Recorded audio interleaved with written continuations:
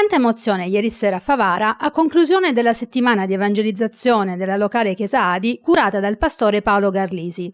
Tantissima la gente che ha assistito alla predicazione della parola di Dio, che per l'occasione è stata annunciata dal pastore di Genova e Busalla, Calogero Sorce, che è stato anche pastore della comunità di Favara per 3 anni.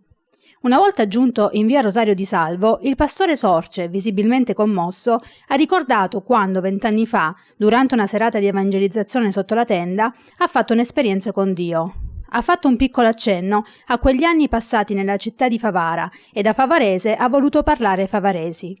Ha ringraziato Dio per le grandi benedizioni che sta vedendo anche nella comunità di Genova, dove da 5 anni serve il Signore. Importante il messaggio annunciato, ovvero quello di immergersi totalmente nel fiume della vita, come accadde a Mosè, che da piccolo venne tratto in salvo presso le rive del fiume. Il passo biblico preso in esame dal pastore Sorce si trova in Esodo 1, versetti 20 e 22, e poi Esodo 2, versetti 1-10. Durante il culto, forte è stata la presenza dello Spirito Santo, che ha parlato ai cuori dei presenti. Si chiude così la settimana di evangelizzazione sotto la tenda a Favara. Presto la tensostruttura si sposterà ad Agrigento, in piazza Cavour.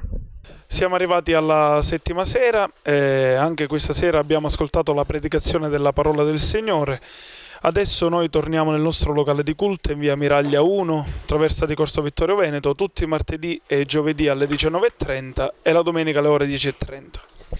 In diversi sono venuti ad ascoltare la predicazione della parola del Signore e noi crediamo che questa benedetta parola è potente a salvare le anime, quindi vogliamo invitare anche altri a venire nel nostro locale di culto ad ascoltare questo lieto messaggio di salvezza, così come tanti hanno potuto ascoltare qui in via Rosario di Salvo in queste sere.